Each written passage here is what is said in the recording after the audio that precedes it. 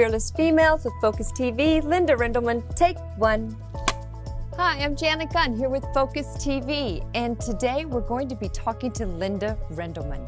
Linda is the CEO and the co-founder of Women Like Us. She has a book that's about to come out, a documentary film, and today she's going to be sharing her inspirational journey with us. Welcome to Fearless Females. I'm so happy that you joined me today. Thank you so much. Thrilled to be here. Thank you for asking me. Of course. You have worn so many hats.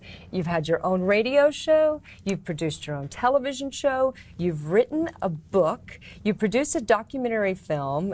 And you were a mother and raised a family at a very young age and pretty much on your own. You know what? You're making me tired just saying all of that. Reading about you. It's really impressive. I mean, Thank you. Yeah, you're a woman you. on a mission for Thank sure. you. Yeah, I've always been real driven. Yeah. You know, I've been real driven and you know, live life to the fullest. Absolutely. You know, in fact, I have a saying that I live by. It's a quote that is, when I get to the end of my life, I not only want to have lived the length of it, I want to have lived the width of it as well. That's beautiful. I love that. I didn't write it. In fact, Diane Ackerman is the author of that, but I love that quote, and I think that pretty well explains Linda Rendleman. I think you're right, because, you know, we're not linear, right, as human beings. Right. We're not linear. We're everywhere. Exactly. So we don't want to live just the length of it. Truly. And by living the width of it, you are really, I feel like, alive, and you're experiencing everything there is to experience. Exactly.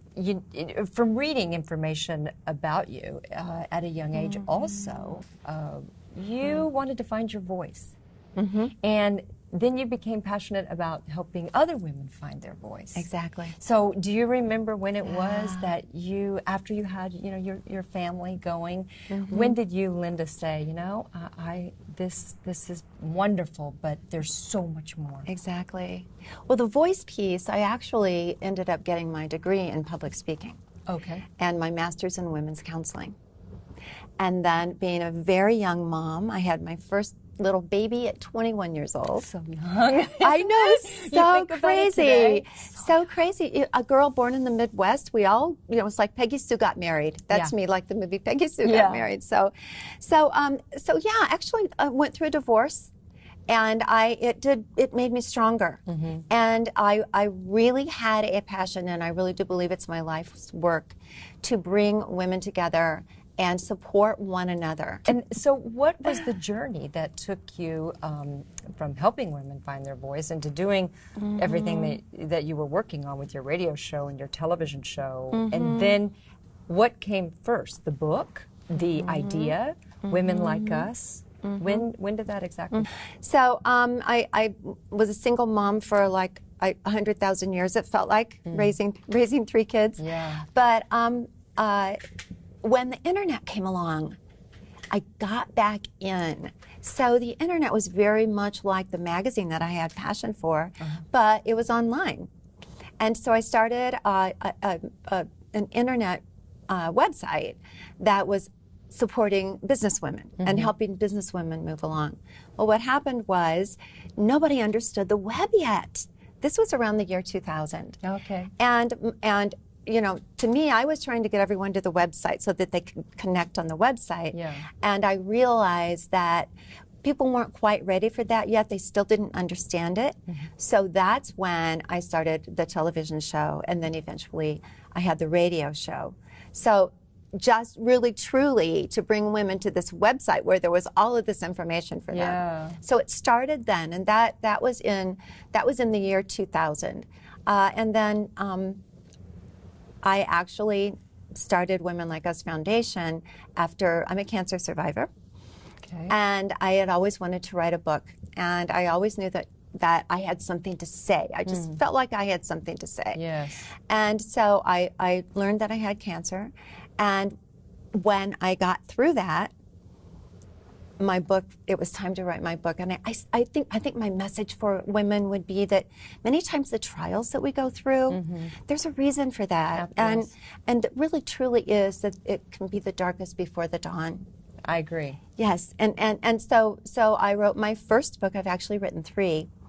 And the first book, Women Like Us, Real Stories and Strategies for Living Your Best Life. And I'll never forget when that name came to me. I was driving down the road, and it was like, I thought of that name, and you know how you have moments in your life where it's like an epiphany. It's like, this is right. I feel it in my bones. This is the right thing to do. You know it, and you go with it. And that was exactly how I felt about Women Like Us. And then how did you get from your organization, your foundation, your book, to Kenya? And if you could talk about the work that you do when you went on your journey to Kenya and you worked with those women. Absolutely. We're going back. We're going back in June 2017. So anyone that might be watching this, we're filling the trip right now. Okay. We only take 18 to 20 people. It's not big. It's for men as well as women. That's fine. And Kenya, I had been to Kenya before on my own prior to the foundation.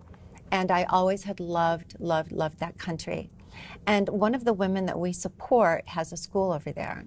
Because what we do with the Women Like Us Foundation is we find women-led initiatives and we support them by traveling there, by funding them, by finding volunteers, and really help give them a voice with the work that they're doing so that more people get involved and more people will want to travel there and to donate money for their cause. Right. You're helping so many women, but it's just going all over the world, not just here. And like you said, just like your foundation says and your book says, they are women like us. They are. There's no difference except their location, but they're fearless. They get up in the morning. They want to take care of their families. They love their children. They want to go to school. They want to be somebody. They want to do something. Yeah. Well, you know, Janet, I say this, and I think it fits perfectly. When it comes to women, our stories are singular. Your story is different than my story, but our passions as women, they're shared. They're shared. They are. We're about collaboration. We're about communication. We're about sharing compassion. And we can do it in our own way. But with Women Like Us, it's really about promoting the work that women do and giving them a voice, back to where we started. Well, I look forward to helping you out with that. Thank you. We'll just put it out on social media and do everything that we can. Well, I have a couple of quick questions for you before I wrap up with my guest. And the first is today, if you could tell me what you're grateful for. Oh, geez. I'm grateful for the work that I do. Yeah. Absolutely. Okay. I'm grateful I found this path in my life. You might make me cry. Keep going. So tell us something about yourself that we would never know from your resume. Okay.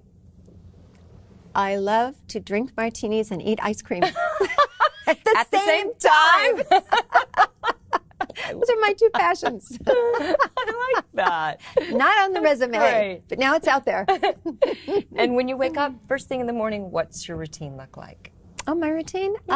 Feed my cat, brush my teeth. Okay, very good. You know. Oh, and also I'm very much into drinking hot water with lemon and honey. That's great. Great for detoxing. Yes, I agree. Yeah.